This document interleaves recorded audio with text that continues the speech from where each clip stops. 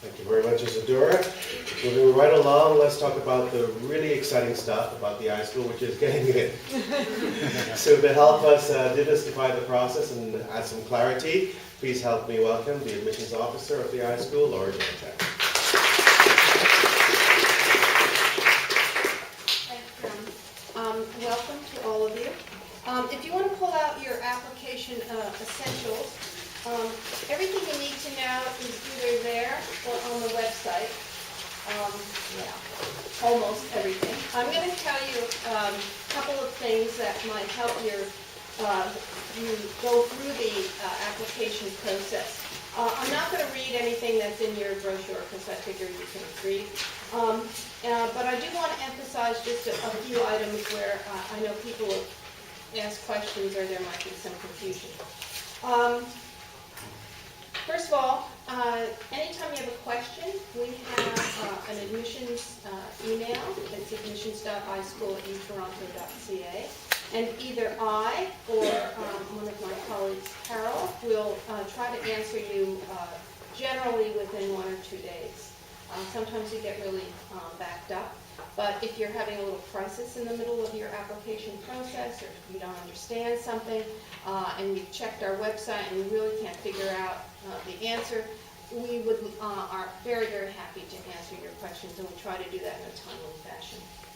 Just a couple of points under eligibility. People get concerned about the 75% academic. The Faculty of Information and the School of Graduate Studies together want to make sure that you will be successful in an academic program, even as a professional academic program. So we do ask that your undergraduate degree have a 75% academic content.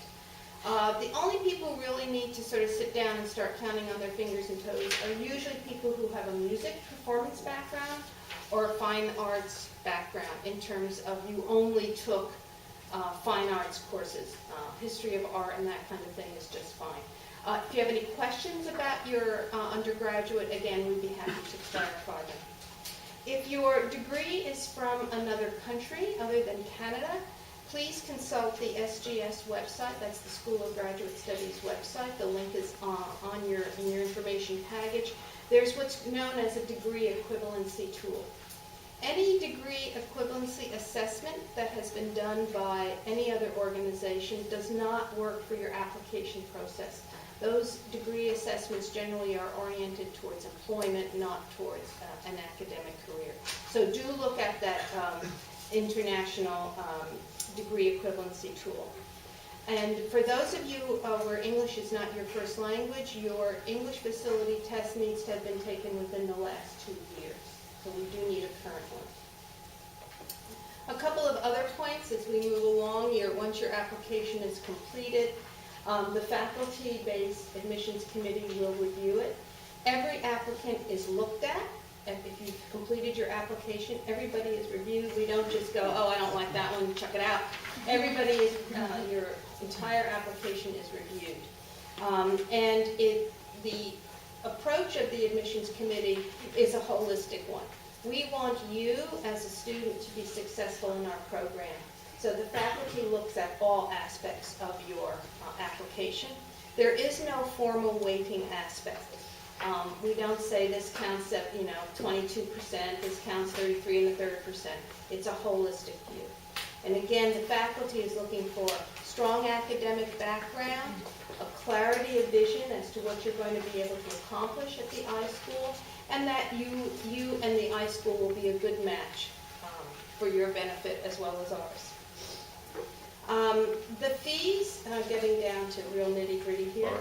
Next Oh, I should advance the slides. Oh, yeah, I just like to talk too much.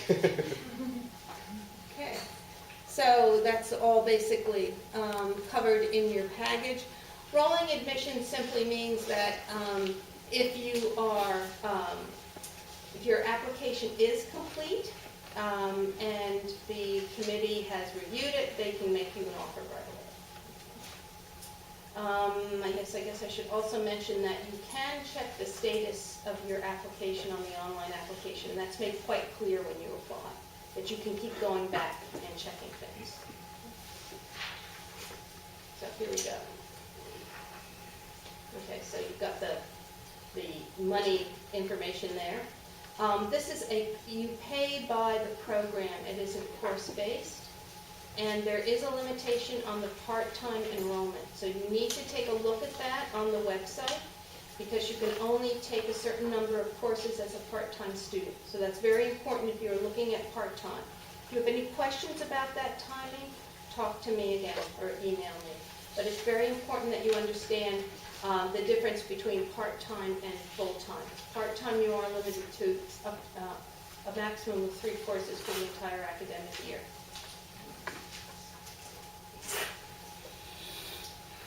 There are a limited number of awards that are given to full-time students. The primary criteria here will be your grades. You need to have at least an A- or above in your undergraduate work. It's very competitive. They are good grants, but they will not necessarily support you totally. So you need to be aware of that, and you need to look at your budgeting. One thing that I always like to emphasize in terms of looking for financial support is that there are often small grants or bursaries that might be applicable to you as an individual.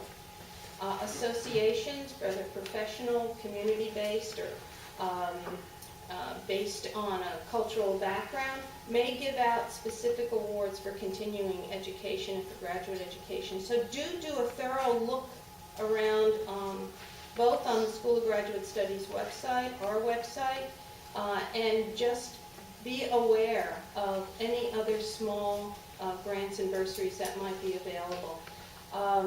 Lots of times money goes begging because people say, oh, it's only $500, I don't want to have to do that. But you know, $500 here, another grand there, and that might just make your life a little bit easier one year. I want to make a couple of important points about deadlines. You need to, if you have really strong grades and would like to be considered automatically for a bursary or a scholarship, you need to have every piece of documentation in by February 1st. That's everything, your letters of reference, your statement, the whole 9 yards. Your referees will not be told of that February 1st deadline automatically by the email that they receive. They will get the official deadline of May. Okay? So if you are applying, you need to be very, very clear with your referees that you are applying for scholarship. The deadline is early. They need to get their letters in. Okay?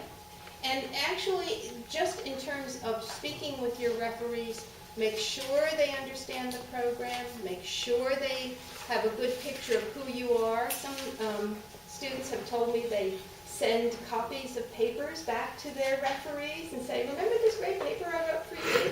And you gave me an A+ and you said all these wonderful things, and now I'm applying to this graduate program, and you could even mention this paper and say what a wonderful job I did. Sometimes faculty members do need a little reminder of who you are, because they teach many, many students.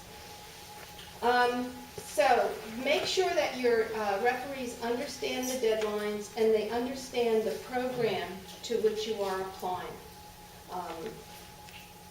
That seems pretty clear cut, but we do get reference letters where it's obvious that the referee doesn't really know even what program the student is applying to.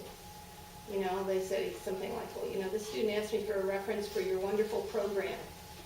Could you even identify which one it is? Or they say it's for the wrong program. So make sure your references know who you are and what you're applying for, and maybe even suggest some things in your background that would be useful for them to put in the letter. Every Wednesday, we have an opportunity for you to ask us questions, and that's the online chat every noon. It's either me or Jerome or both of us. We have a couple of our students, student ambassadors participate in that as well, so you can ask questions about what it's really like to be a student here. You will also be getting reminders of various information opportunities from the School of Graduate Studies via the My Grad School updates. And as I said earlier, and can't emphasize enough, if you have questions, email me at admissions.iSchool@utoronto.ca. I will also be upstairs, so if you have a particular question that you'd like to clarify with me, I'll be happy to answer that. Some questions I may ask you to email me, just so that we have an email trail of the exchange. So I hope you find today helpful in clarifying your application choices for graduate school, and I look forward to chatting with some of you later today. Thank you.